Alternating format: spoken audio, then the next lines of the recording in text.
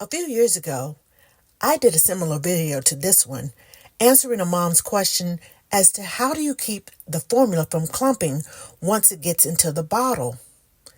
I said, stir the formula with a fork before you add it to the bottle. But then, today, someone commented, just use a frother. That'll get all the clumps out.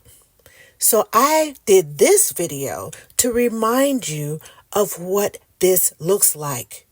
Do you see all the bubbles that are inside of that bottle? Not just the big bubbles, but the tiny bubbles. That's going on your baby's tummy. Listen closely. Can you hear that fizzle in the background?